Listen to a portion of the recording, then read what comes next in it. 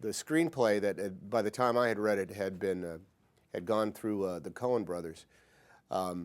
Was well, it's one of the most exciting things that happens for an actor is when you read a red-hot piece of material, and not only do they want you for it already, but Steven Spielberg wants you for it already. That really is, that's like winning the Powerball. You know, that's a lottery win. Steve and I have worked enough together so that the gestalt that we had was always eye to eye. I would come in with an enthusiastic idea for how to go about the scene, and Stephen would say, "That's great, because what I want to do is play it all the way from back here, and if you're moving around enough like that, that's where the eye is going to go." It was, geez, I felt like it was a reward for being able to go back and show up to work again. The thing about James Donovan is that he is a bull of a negotiator. He's built for it. Irish, tough, is not going to give an inch. As soon as you leave a crack open, he's in there and he pounds it, and you're doomed. The actual story was that James Donovan knew that if he took this case of defending Abel, that it was going to consume him, and he had to make that decision. It wasn't about should he do it pro bono, assigned by the Bar Association.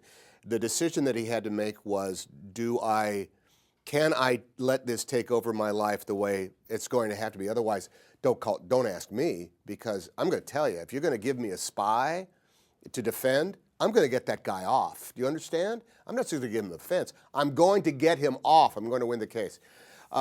So when he was actually, oddly enough, prepared for the demands that were put on him. So he had that kind of mind of justice, and he knew his sense of doing the homework.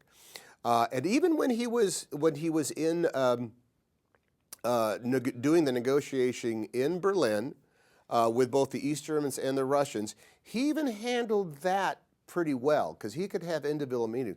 What he wasn't prepared for was just the spycraft, the fact that people lie. That people say things that do not go on. This is what it was true. He coming from a court of law, him coming from the type of law that he practiced, was all about, eventually you get to a place where your word is your bond and you follow through. That was what the place, that was where he was on new territory. And he actually had affection for Abel. He liked the man, and he understood that he was not an evil man, he was just a guy doing his job.